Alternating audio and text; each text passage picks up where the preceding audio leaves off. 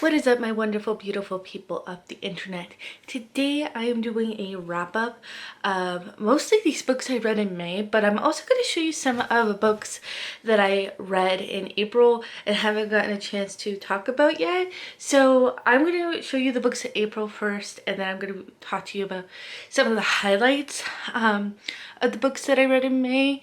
Not all the books I loved, but they are something I want to talk about. So let me get to, I have 4 books here that I want to talk about that I loved. The first one is All Dogs Are Good. This is a poetry collection about dogs. So I absolutely love this. The only thing is there's some sad ones, but I do recommend this if you love dogs and poetry. Then Do Android Dream of Electric Sheep by Philip K. Dick. This is what Blade Runner, if you like that movie, what this is based off of. And it takes place in San Francisco, which is near where I live. So I found this very, very great. Listen to the audiobook of this. Sadie also listened to the audiobook of this. This is my favorite booktuber, Books and Lala. This is one of her favorite books, and I recommend the audiobook. Really good story. And then probably one of my favorite books so far this year is Say All the Unspoken Things by John Sowers. This is a collection of letters that he wrote to his young daughters, but even though they were written to them, I feel like he was also talking to me at the same time. I give this one 5 stars. So good. One of my favorite books of the year. So those are from April. Now I want to talk to you about some of the highlights that I read in May. Again, I'm not mentioning everything because I read a lot, and some of it I wouldn't really have a lot to say. But to start off, I'm going to, unfortunately there was a 1-star book, and I really want to talk about this book right here. This unfortunately was a 1-star book. This deals with a character who has a father dealing with dementia, and they're going through stuff in his house basically, and secrets get revealed about their family's past, and some of it brings up interesting things in their life, but they're kind of exploring that. I give this 1 star because I really I give this 1 star because being a mother has its challenges. Not that I know from experience, but children in general bring joy, and this was just, it came across as a very negative of motherhood being a very negative thing, and that was throughout the book. And if that was a part of it, that's fine, but I really didn't like how throughout the whole book there was no yes, there's challenges, but also there's blessings to being a mother. And it was just without getting into too much of it, I just didn't really like that take. I thought that it was just very negative, and something I just inherently disagree with. And the path that this took, I did not like. So 1 star, unfortunately. Then I have a little book called I'll Strike Again Tomorrow. I really, really enjoyed this. Lisa TerKeurst is one of my favorite nonfiction Christian authors, and this took a spiritual approach to dieting and diet culture and things like that. I am on a journey with that myself, so this was really good. Super short, really good points that I thought was really good. I'd probably give it 3.5 stars. Then I read Brooklyn, and this is about a young girl who moves to Brooklyn during World War II, and she finds a job, and she's adjusting as an immigrant during a hard time. And I thought this was really good. It's not my favorite, but I enjoyed it, and I should watch the movie. Obviously this is the movie cover, but then I have The Train of Small Mercies by David Rowell. So this is another historical fiction. it takes place during after Robert Kennedy was assassinated, and his like body was taken across a train across the eastern United States, and this follows like different people as the train passes them, basically. I liked part of this book, but sometimes I felt like there was parts of it that had nothing to do with the actual train part of it, and it was okay. There was parts of it like, I don't really want to read this. I give this probably a 3-star. Then I have a book from an author that is slowly becoming one of my favorite authors, and that is The Timekeeper by Mitch Albom. I really appreciate him as an author. His stories are usually pretty simple, but they nonetheless warm my heart. And this is touching on time and how the characters handle time and use their time. And I give this 4 stars. I thought it was really good and a good reminder that we are here for a short time, and think about how we use our time, basically. Oh gosh, okay. Then I have Watch Over Me by Nina LaCour. I featured this in a reading vlog. I love the cover, and this takes place near where I live, so I was like, oh, that especially makes me like it. And so yeah, I thought this was pretty good. Give it like a high 3.5 stars again. Oh, and then I have a middle grade book.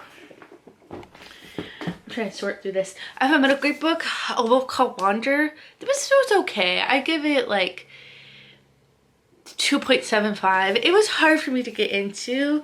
I ended up listening to an audiobook, but if you're a parent that has young kids and they like animals, I would suggest like reading this to them. It was not a middle grade that I was into, but I'd recommend for that.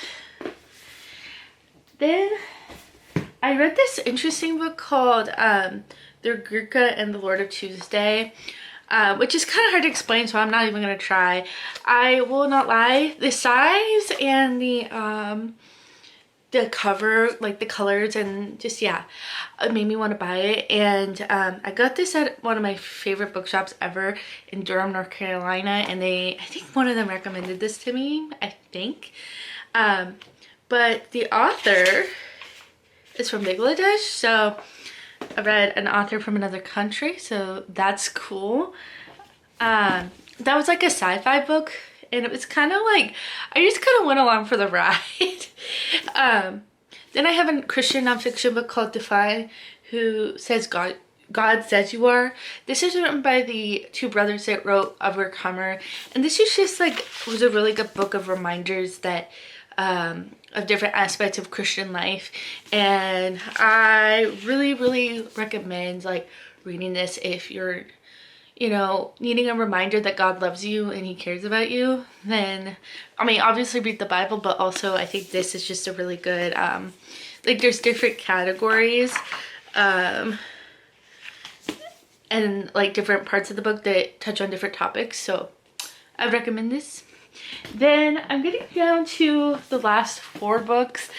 I'm saving 2 because they're very popular and I finally read them. But this book is From Paycheck to Purpose by Ken Coleman. This book was amazing. It is exactly what I need right now as I am trying to get into the workforce using my degree.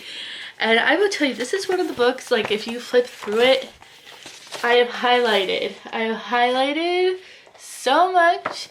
And if you're kind of a college graduate or even a high school graduate and you're trying to figure it out, I would recommend this book. And he also has a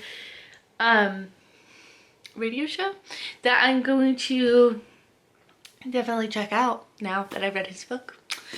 Then I have Janine Allen's Find Your People. I guess I read a lot of nonfiction this go around, but this was a really good book about just community, especially after COVID, and just like really how God designed interpersonal relationships, and that is how God intended it, that we can rely on each other and be there for each other.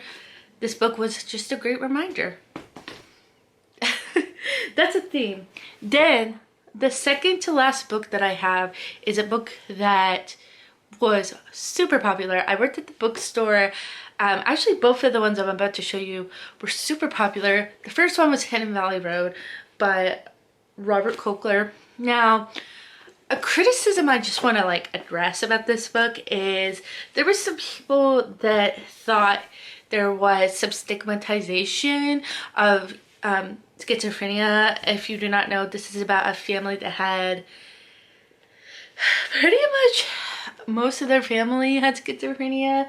And I do understand where those criticisms are coming from, but I also think that this book wasn't really necessarily trying to be like representation or something. I think it was just telling the story of this family, and they lived in a time in the 70s where there wasn't that understanding. So I think the author's intent wasn't to do that. I think it was probably just he was looking at it from that time frame, and unfortunately there wasn't as much sensitivity. There is some like really hard things that happen in this book, but I would recommend it.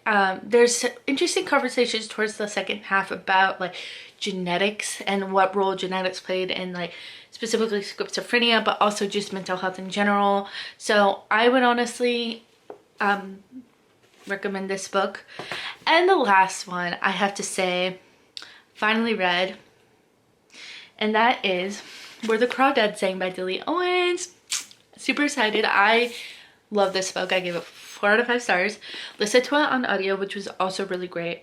I personally love nature stories. Anything that has nature, I'll most likely love it. So and I also lived in North Carolina where this takes place, so I have that connection as well.